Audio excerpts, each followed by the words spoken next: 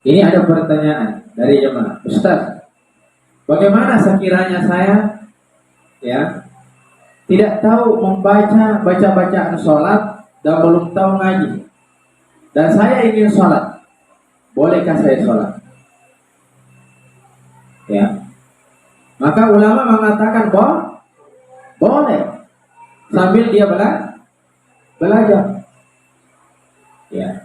Jadi jamaah atau siapa saja yang belum tahu mengaji dan belum paham bacaan-bacaan sholat, tapi dia ingin sholat karena taubat dari kebodohannya selama ini, dari kefasikannya karena terkus sholat, maka boleh dia ikut sholat di belakang imam sambil dia belajar.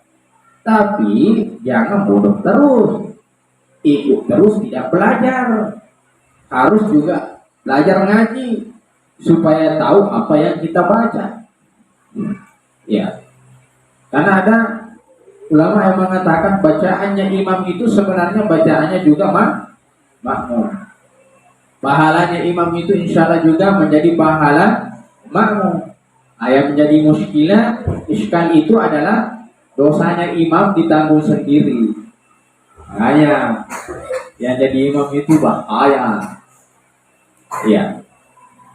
Nah, yang jadi imam ini supaya tertib. Ini pelajaran juga. Antum ketika menjadi imam, antum ini disunnahkan, bahkan dianjurkan untuk mengatakan kepada makmum, "Sawwu sufufakum fa inna taswiyatas sufufi min tamamis shalah atau min iqamah." Luruskan dan rapatkan. Ya, paham? Ya, antum lihat jamaahnya. Ya, ketika antum jadi makmum aja semua kena sekan di mana? Ada juga itu, urangi maka sini je atakabir nama ganti nama judulnya. Ini haknya imam.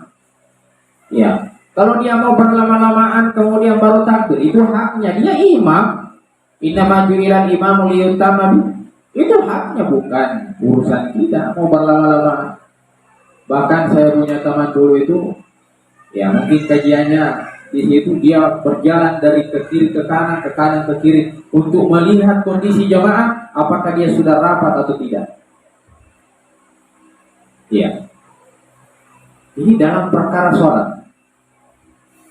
Jadi antum ketika ditanya besok-besok yang tidak tahu ngaji dan belum paham bacaan sholat, antum jangan mengatakan bodoh, jahil, sholatmu tidak diterima.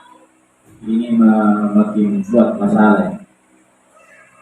Ya, tapi kasih dia motivasi, berikan dia solusi, kasih dia sugesti supaya dia mau belajar.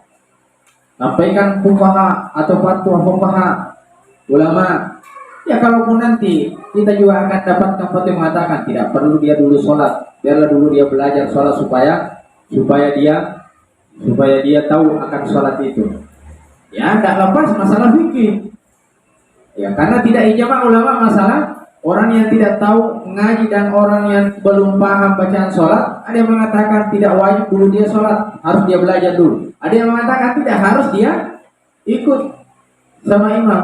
Maka saya pribadi memilih pendapat yang mengatakan biarkan dulu dia ikut imam sambil dia belajar. Ayat saya tidak setuju kalau dia bodoh terus atau dia ikut hanya sekedar ikut tidak mau belajar. Itu yang kita tidak sepakat.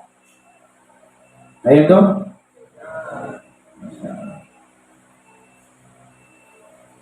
Jangan ada yang lagi meninggalkan sholat. Takutlah kepada Allah. Ingat para santri.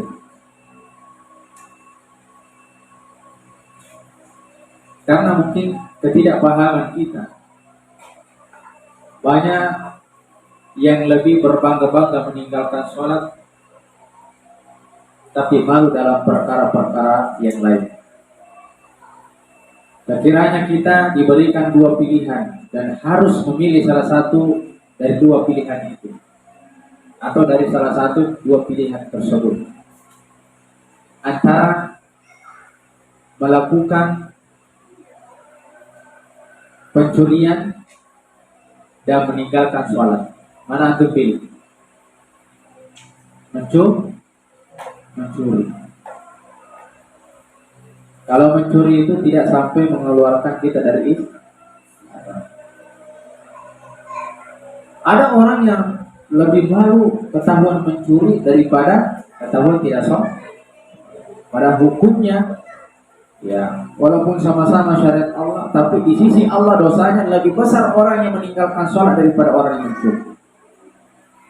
Ya, tapi sebaiknya kalau kita ini muslim yang benar dan takut akan siksanya, maka kita tinggalkan dua-duanya. Baik.